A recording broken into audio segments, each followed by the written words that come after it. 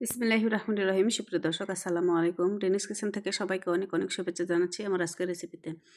আমি যে একটা রেসিপি আজকে শেয়ার করছি, এটা হচ্ছে একটা ডেজার্ট রেসিপি, কলার ডেজার্ট বা বানানা লাড্ডু, কলার লাড্ডু যাকে বলে। তো ডেজার্টটা তৈরি করা অনেক সহজ, রান্না করার ঝামেলা ছাড়া। তো চটজলদি হাতের কাছে থাকা 2-3টে উপকরণ দিয়ে কিন্তু তৈরি করে নেওয়া যায়। আর বাচ্চাদের এটা ভীষণ পছন্দ হবে।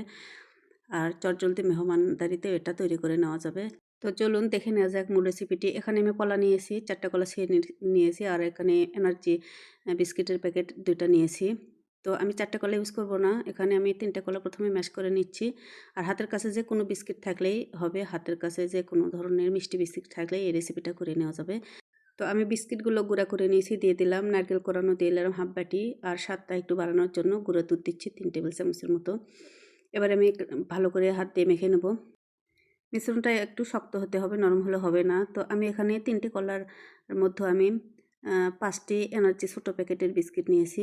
আর আপনাদের যদি একটু নরম হয় তো ফ্রিজের নর্মাল চেম্বারে রেখে দেবেন 2 ঘন্টার মতো, তাহলে একটু সেট হয়ে যাবে। আর এ পর্যায়ে হাতে একটু ঘি লাগিয়ে আমি পরিমাণ করে ডো নিয়ে লাড্ডু শেপ দিয়ে নিচ্ছি।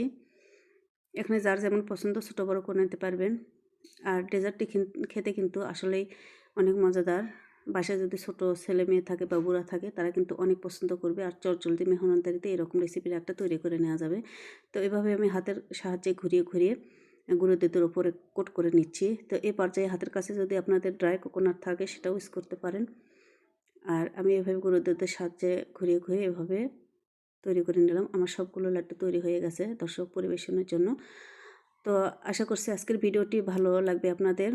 আর ডেজার্টটি কিন্তু আসলেই খেতে অসাধারণ লাগে। একবার ট্রাই করবেন আশা করছি।